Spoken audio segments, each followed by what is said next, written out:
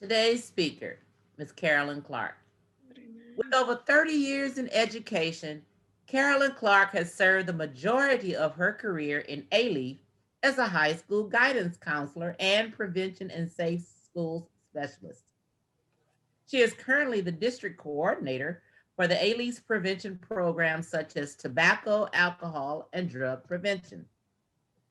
Ms. Clark also serves as a trainer for the professional development, with one of her specialties being the importance of social emotional learning. Making A Leaf proud, please welcome Miss Carolyn Clark. Thank you. Thank you so much, Miss Shelvin. I appreciate that. It is so good to see so many of my friends here tonight. Many of you have not seen in a while. Anyway, it is wonderful. Isn't Family You just awesome? Denise Holiday, wasn't she good? In fact, she just said some perfect things that are going to fit right in with what we're going to be learning about right now. So let me get my screen share here. And okay, and now let's see here if mine's going to come up. I believe she's got it ready for me. Okay, and here's the PowerPoint. So let's get this all set up. Takes a minute to get it going. Here we go. Get back up here. If you can screen share, that's half of it, I tell you, when you're doing Zoom. So we are going to be talking tonight about the importance of SEL, but not only how it's important, but how you can use it with your children, whether you have little ones or whether you have high school kids. SEL is so important. So first of all, what does it stand? Oh, I want you to get a pen and pencil. Everybody really quickly get a paper and a pencil or pen. You're going to need something to write with eventually so you can remember a few of the things that you want to do with your students. So grab that quickly. Give you a minute to do that. You may already have it. So if I were to ask you, what is social emotional learning? What does that mean? Would you respond in the chat box right now for us? What does that mean to you? And just give it your best guess. It doesn't matter.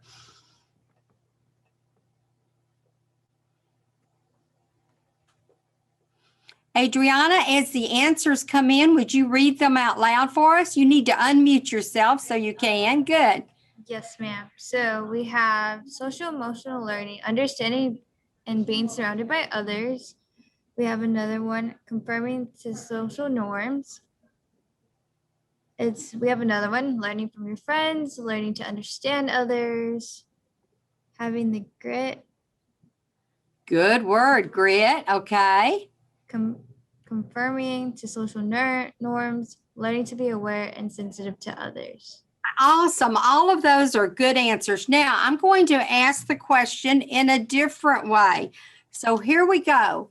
You really do know what social emotional learning is already. If I were to ask you, what skills would you look for when hiring someone for a job? Wait just a minute. I'm going to give you an example. Let's say you are very good at making cookies, cakes, and pies, and you decide you're going to open a bakery. But you know you can't do it all by yourself. You're going to need help. So you want to hire someone, and you plan on your bakery opening every morning at exactly 9 o'clock. And you're going to have a lot of people going in and out.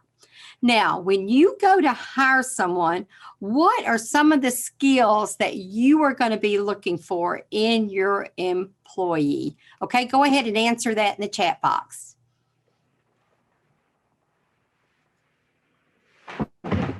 Adriana, as they come in, you may read them. Okay, so we have one that says to learn to take control of our feelings and how to find solutions if we're feeling troubled with anything going on. Another family member says skills, knowledge, and attention in detail. We have another one that says empathy. We have reliable, loyal, responsible, understanding, outgoing, great customer service, kind, sociable, friendly. We have one that says, I would look for someone who can get their job done with coworkers or being able to handle the job themselves, kindness, and customer service. Very good. Excellent. All of those are so important. Very good answers. There was a book written about 25 years ago. Awesome little book. It became a classic, and it was titled, All I Really Needed to Know I Learned in Kindergarten.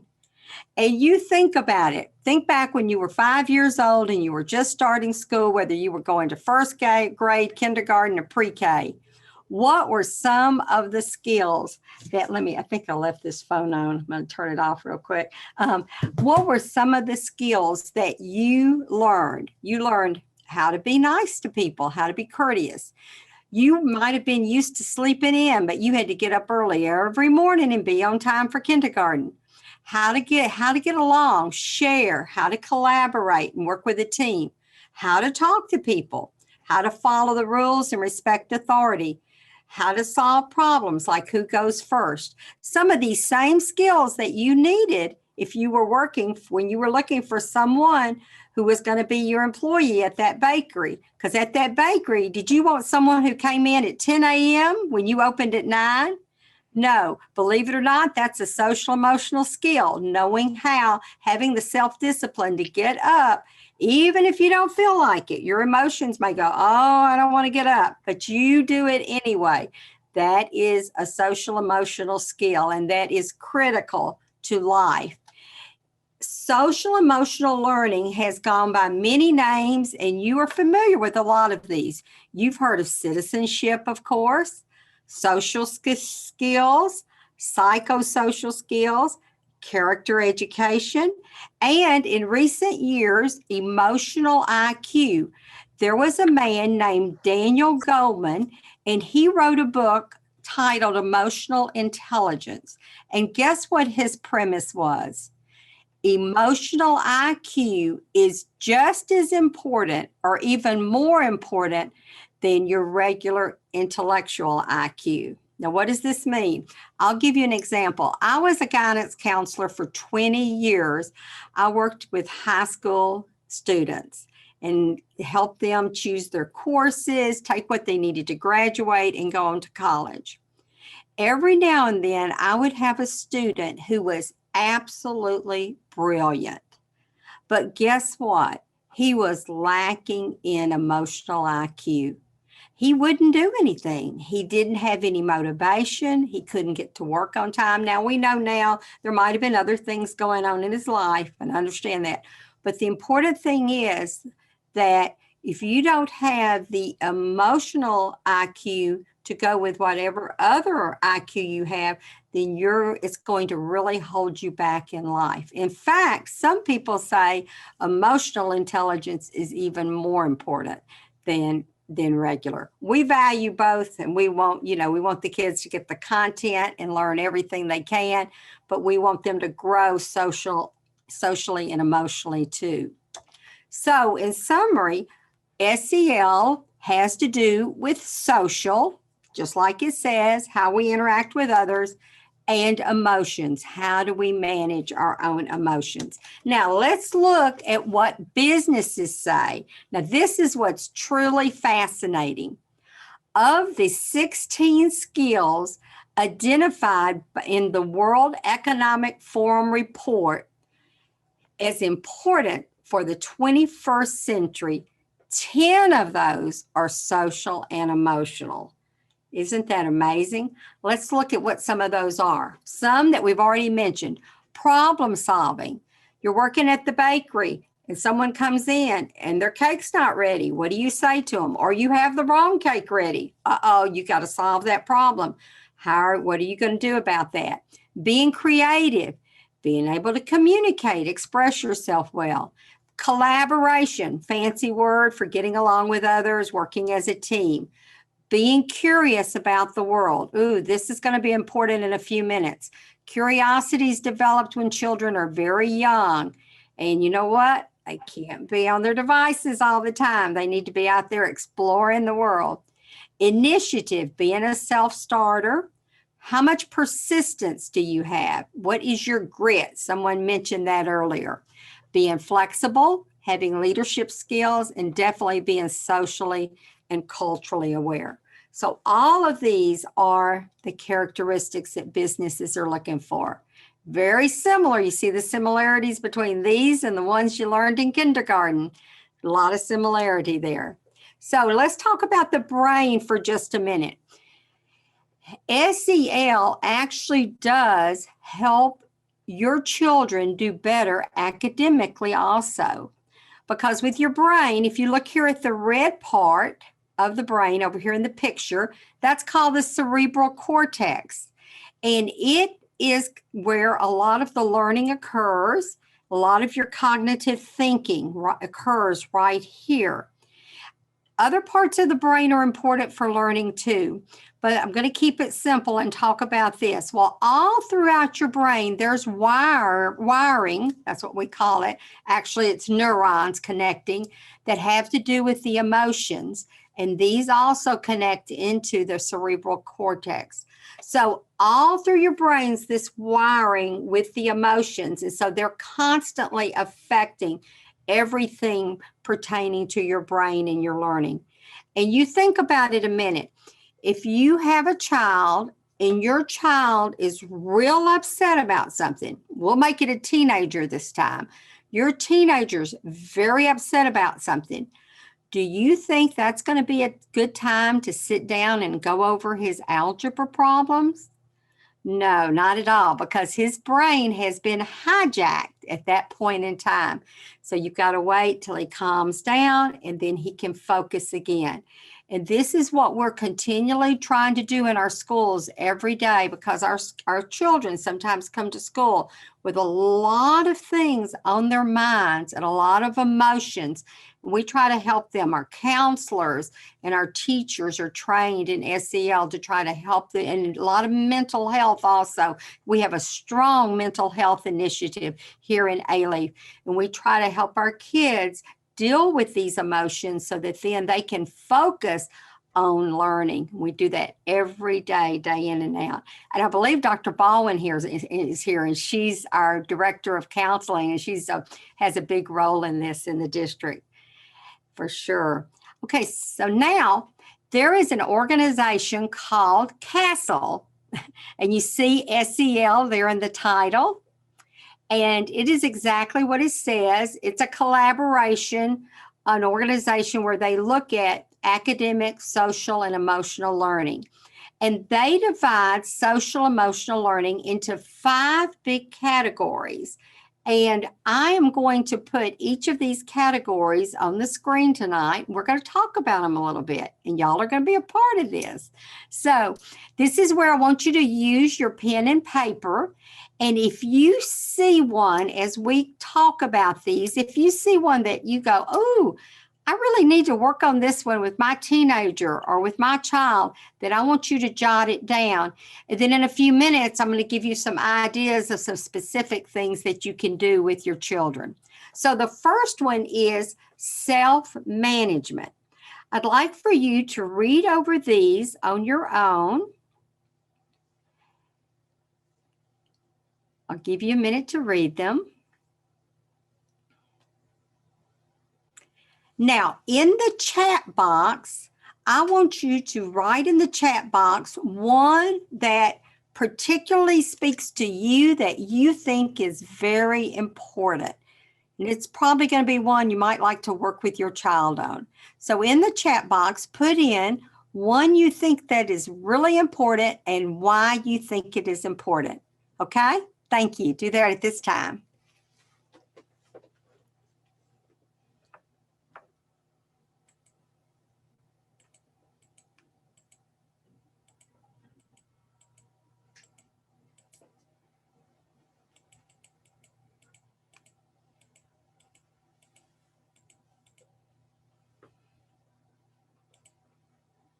All right, Adriana, are we getting some good answers? Share a few with me. We are. So we have some that says be persistent in completing difficult tasks. We also have control emotions, evaluate consequences of actions.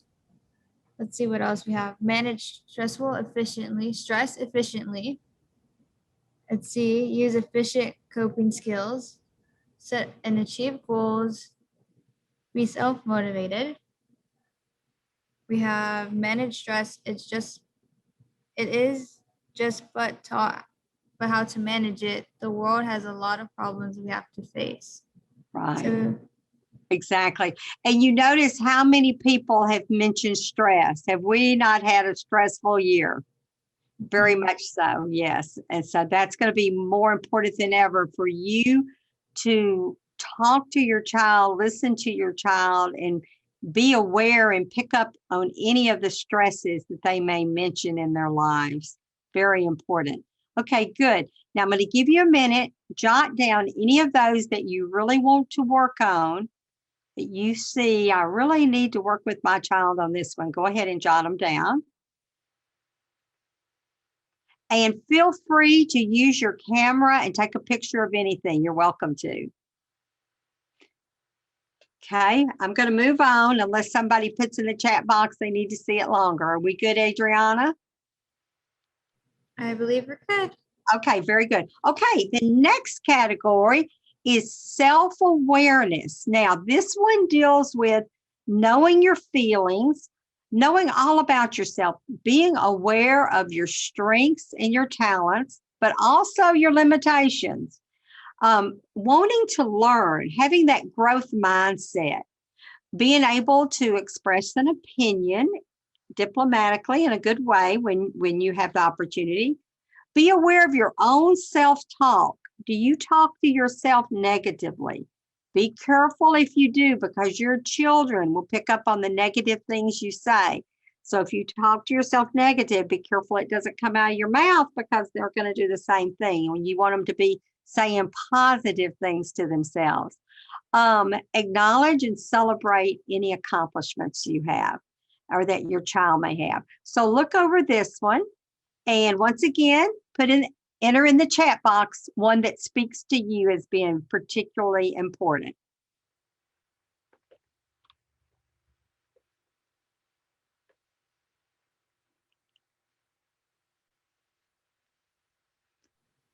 Okay, Adriana, what are we getting? We have know one's strength and talents. Let's see, acknowledge and celebrate accomplishments, know one's limitations.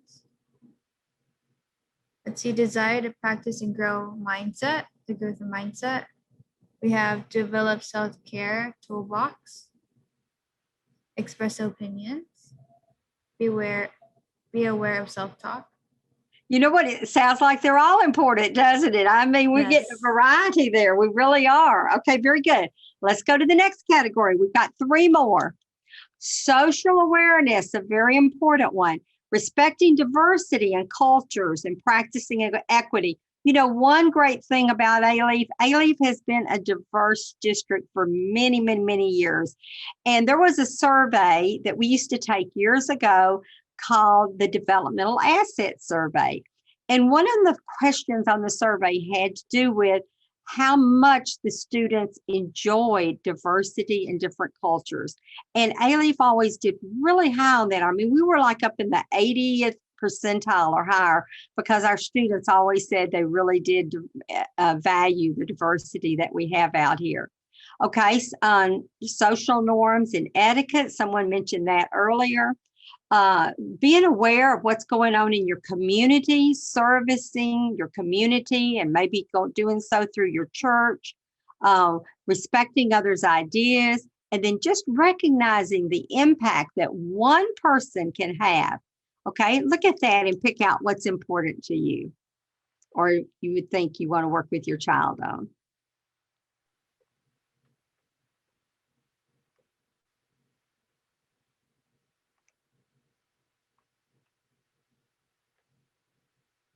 Okay, Adriana, what are you getting? So we have respect diversity / cultures and practice equality. We have practice in the community / church service projects. We have respect others' ideas. Let's see what else we have. Understand social norms and etiquette. Respect others' ideas. Recognize the impact one has on the community. Contribute to group effort. Very good. I think that got them all. I believe we did just about get them all. Excellent. Thank you. Now, this next category is one of my favorites, personal integrity. And you'll notice in this list a lot of what used to be called character education. In fact, it still is, but social emotional learning kind of encompasses character ed. Showing empathy. Empathy is being able to feel along with others. It's more than sympathy. It's where you can really, really express to a person that you're there with them and you feel their pain.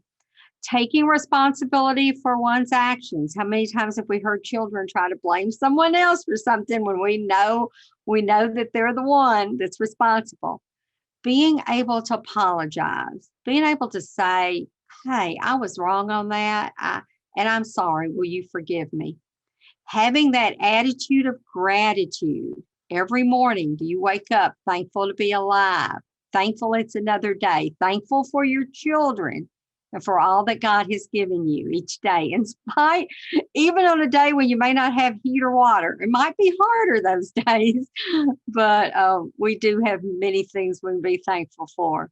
Once again, all of the character traits, honesty, kindness, fairness, patience, trust, having that persistence or grit, learning from your previous mistakes, and then being able to decide and see the difference between right and wrong.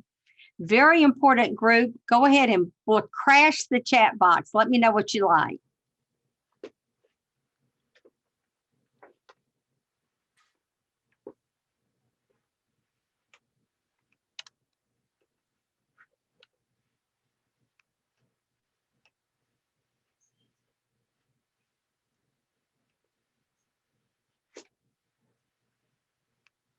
Okay, Adriana, what are we getting? So we have attitude of gratitude, develop character traits, honesty, kindness, fairness, patience, trust, grit, show empathy and concern for others, take responsible for one's own actions, apologize when you have done something wrong, develop character traits.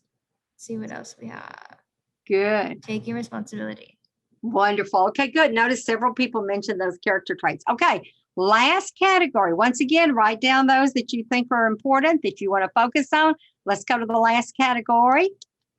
Relationship skills. Okay, going back to that bakery shop at the beginning. Oh, man, weren't the relationship skills important? You think about that person coming in to pick up their cake. What do they want to see? Do they want to see an unhappy face? Do they want to see someone there on their cell phone? Or do they want to see a good morning? How are you? How may I help you? And we have to teach our children these skills. We have to teach them how to do it. Remember when you were young and you learned how to shake hands with people, you didn't automatically know. What was your first inclination? You'd always want to hide. Oh, I don't want to talk to any adults. But our parents, they got us to do it and they trained us in it so we could do it as we grew up. So here are those skills. Healthy communication, resolving conflicts in a healthy manner, considering the well-being of others, not just yourself. You don't have to always be first, not always me first. Getting along with others, being a team player, making those positive connections, connecting with your peers in a positive way, helping your child to pick out a peer group that's going to be the best influence on them, complimenting and congratulating others, and then developing those friendships. And those friendships you want to keep lifelong, those good friends. So important. Okay, go ahead, crash the chat.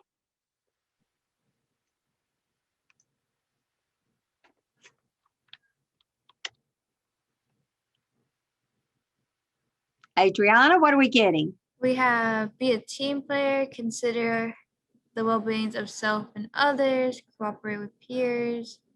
Let's see what else we have. Develop and maintain healthy friendships. It says all above. Let's see what else we got. Develop and maintain healthy friendships. Good. Thank you. All right. Good job. So now y'all have those 5 categories from Castle. Now we're going to go into some more specifics of what can you do? How can you, what are some specific strategies that you can do to help grow these in your children or your teens? And the very first one, this is something Denise Holiday talked about tonight. Didn't she talk about listening to your children? Very important. You know, we all talk to our kids. We say things like, did you get your lunch money? Did you get your lunch? Time to go to bed. Let's put our toys away. To the teenager, did you do your homework? Did you fill out your application for college? But we're talking about more than that kind of talk. We're talking about maybe asking them a few questions at night before they go to bed. And this is something that if you start it with your children, if you start it when they're young, then when that child gets to be a teenager and you ask them a question, you'll be more likely to get an answer and get some conversation out of them because you've been doing it their entire lives. Is someone here, Fariel, can you hear me? I was going to let someone, Liz, can you hear me? Are you there?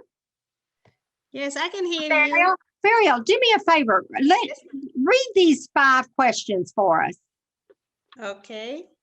What was the best part of your day? What was the best? What was the hardest? What is the one good thing that someone did for you?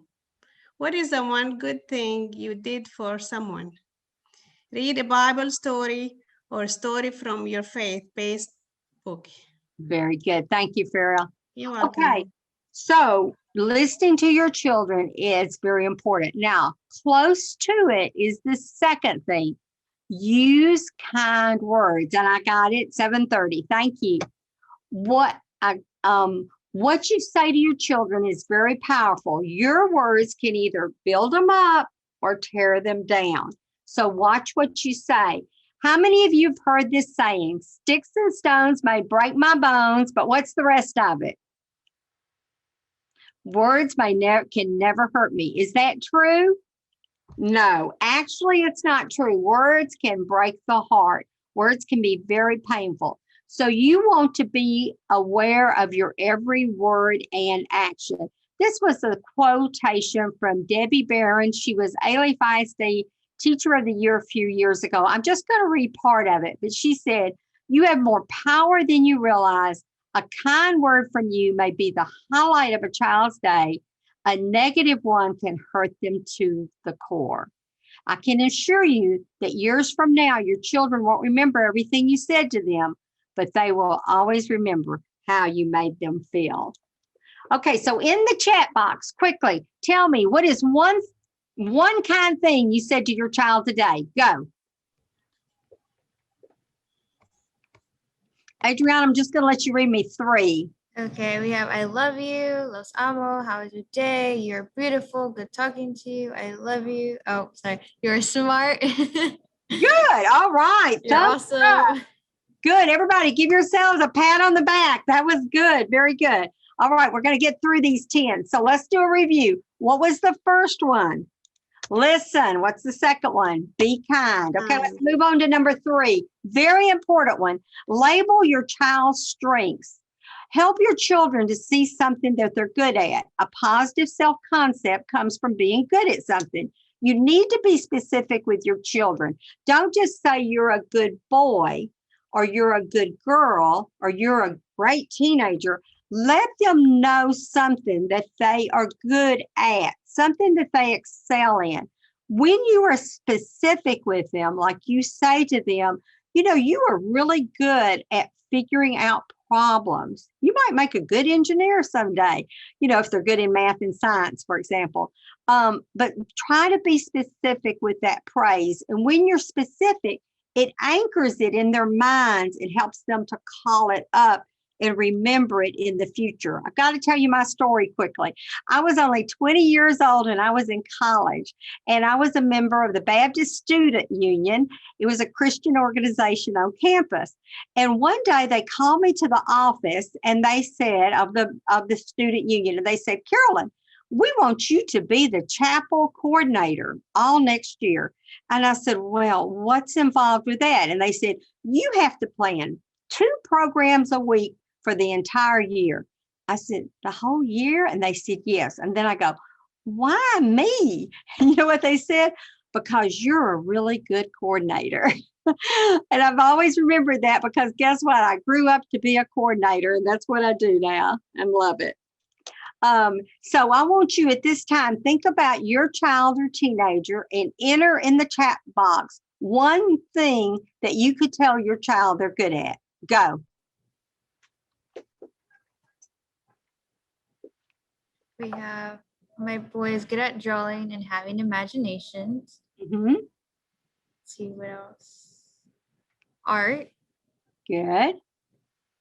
My daughter's good at writing and my son's good at drawing. Amazing painter, dancing, sports, sense of humor, being a good sibling, helping one another, making the family laugh, math, drawing, football, helpful information. Good. Excellent. Very good, Adriana. Thank you. And y'all be sure to remember to praise them for those character traits too.